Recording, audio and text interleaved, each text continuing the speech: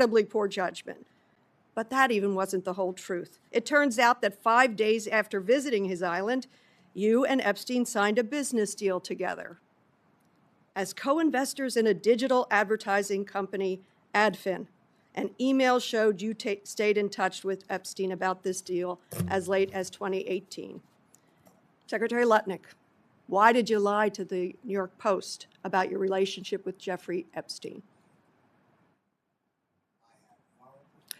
What you are about to watch is one of the most direct and uncomfortable exchanges in a recent congressional hearing. Rep. Madeleine Dean of Pennsylvania came prepared with documents, with timelines, and with names, and she went straight at Commerce Secretary Howard Lutnick about his personal and financial relationship with convicted sex trafficker Jeffrey Epstein. Lutnick is one of the most powerful economic voices in the Trump administration right now, and what happened in that hearing room is something every American deserves to see for themselves. Mrs. Dean? Thank you, Chairman Rogers, Ranking Member Mang, Ranking Member DeLauro. Good afternoon, Secretary Lutnick. Last Tuesday, I had the chance to attend a breakfast for RAIN, the Rape, Abuse, Incest National Network. It was their Congressional Day of Action. Survivors came to me, told me their horrific stories, and the survivors I spoke with had one message. They're seeking accountability and justice. After speaking with the survivors, I again went to the Department of Justice to review the unredacted Epstein files, to seek accountability and justice for the victims, the more than 1,000 victims and survivors. And today, Secretary Lutnick, I have some questions for you about what I saw. Let's start with your relationship with sex trafficker Jeffrey Epstein. In October, you told the New York Post with colorful narration that the last time you saw Jeffrey Epstein was in 2005 when you took a tour of his house, which happened to be right next door to yours. You claim you and your wife were so grossed out by this disgusting person, you swore you would never go back. But when the Epstein files came out, it turned out that was a lie. You were forced to admit that you had visited Epstein's private island in 2012. 4 years after Epstein pled guilty soliciting a minor for prostitution and was labeled a sex offender. You brought along your wife, your kids, your nannies to the predator's island. Incredibly poor judgment. But that even wasn't the whole truth. It turns out that 5 days after visiting his island, you and Epstein signed a business deal together. As co-investors in a digital advertising company, Adfin, an email showed you stayed in touch with Epstein about this deal as late as 2018. Secretary Lutnick, why did you lie to the New York Post about your relationship with Jeffrey Epstein? Oh, I did hear that. Please don't repeat your gracious offer to speak behind closed doors, not under oath, without the ability of this committee to question you. The American people wants to know, why did you lie about your relationship with Epstein? The House Oversight Committee and I have agreed We will spend the time reclaiming my time. I do not accept that answer. We've heard that one. We are our own committee. We have our own reason to test your credibility and veracity. Please answer the question. Why did you lie to the Post? I have voluntarily agreed to spend the time and talk about it. I reclaim the time. Let the record reflect you're dodging the question. The cover-up continues. You know what? In your conversations with the president, is the president concerned about your continued relationship that you had with Mr. Epstein as recently as 2018? I'm not going to discuss conversations I have with the president. That is not something I'm going to do. If you remember in that interview, you said you would never be in the room with him socially, for business, or even philanthropy. President Trump has just fired 3 cabinet secretaries, 3 women, Kristi Noem, Pam Bondi, Lori Chavez DeRemer. If President Trump has even a shred of concern about accountability for Jeffrey Epstein's enablers, he would fire you too. Beyond Adfin, what other financial ties do you have to Jeffrey Epstein?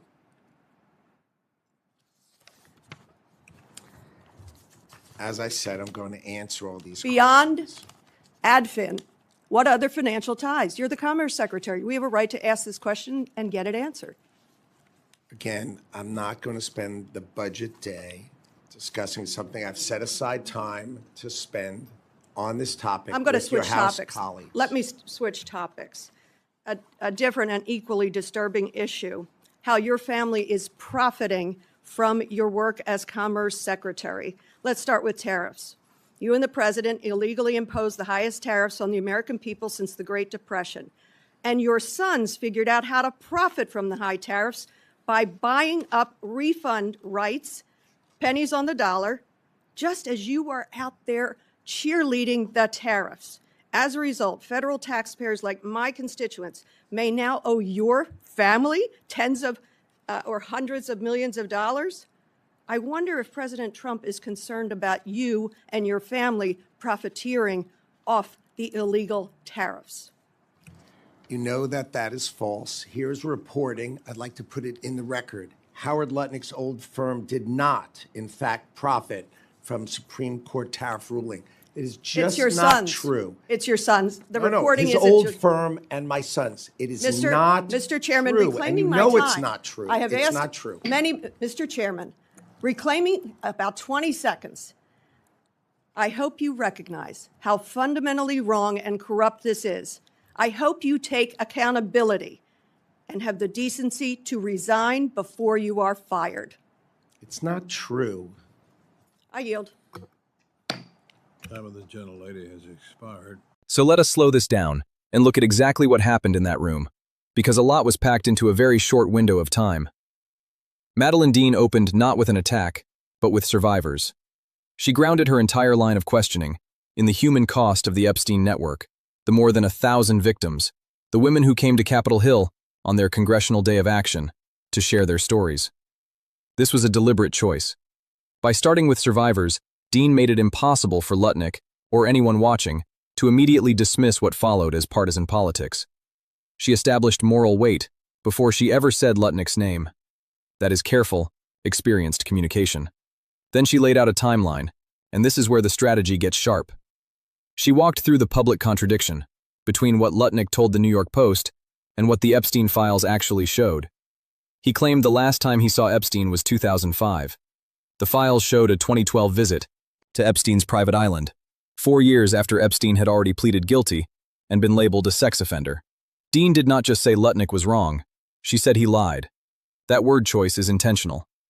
Lies carry moral weight that mistakes do not, and she repeated it multiple times to make sure it landed. What made the exchange even more striking was what came 5 days after that island visit. Dean cited a business deal, a co-investment in a digital advertising company called Adfin, with email correspondence linking Lutnick to Epstein as recently as 2018. This is not a casual friendship from the 1990s that someone can wave away. This is a documented financial relationship that continued well into Epstein's post-conviction, sex offender registered life. That detail fundamentally changes the nature of the story. Now look at how Lutnick responded, or rather, how he did not. His consistent move was to offer a private conversation, not under oath, outside the committee setting. Dean rejected this every single time, and she was right to reject it publicly, because the offer itself tells a story. When a cabinet secretary refuses to answer a direct, factual question in a public hearing and instead offers a private meeting, that is not transparency. That is damage control. She made sure the cameras caught every single refusal. Her line, "Let the record reflect you are dodging the question," was not just rhetoric. It was a legal and historical move. She was building a public record. Whatever happens next, there is now footage and a transcript of a sitting Commerce Secretary refusing to explain a documented financial relationship with a convicted sex trafficker. That record does not disappear. When she pivoted to the tariff issue and her allegation that Lutnick's sons were buying up tariff refund rights at a discount, while their father was publicly cheerleading the tariffs, Lutnick pushed back harder. He said flatly that it was not true and cited a news report appearing to dispute the claim. Dean moved quickly past that dispute, which tells us she either knew her ground there was softer or she wanted the allegation on record and chose to keep moving. Either way, both claims are now part of the public conversation. Her closing was blunt and theatrical at the same time. She called his behavior fundamentally wrong and corrupt, and she called on him to resign before he is fired. She also drew a direct comparison to 3 female cabinet secretaries, Kristi Noem, Pam Bondi, and Lori Chavez de Reamer, all fired recently by President Trump. The implication was pointed. If Trump truly cared about accountability around Epstein, Dean suggested, Lutnick would be next. That framing puts pressure not just on Lutnick, but on Trump himself. In terms of who benefits politically from this exchange, Dean's party gains a visible, documented moment of aggressive oversight that they can point to as proof they are fighting for accountability. The clip travels on social media. It reaches people who never watch congressional hearings, and it keeps the Epstein conversation attached to the current administration rather than letting it fade. For Lutnick, the refusal to answer directly is a vulnerability that will follow him.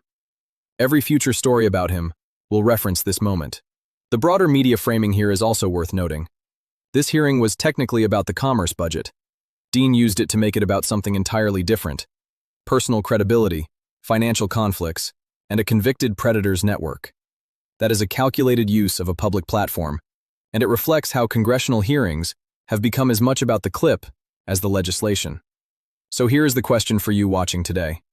When a sitting cabinet secretary refuses to answer direct questions under oath about a documented relationship with a convicted sex offender, what should the consequence actually be, and does it matter anymore if there is none? Tell us what you think in the comments below, and if you want more unfiltered analysis of the moments that mainstream coverage glosses over, subscribe right now because we are just getting started.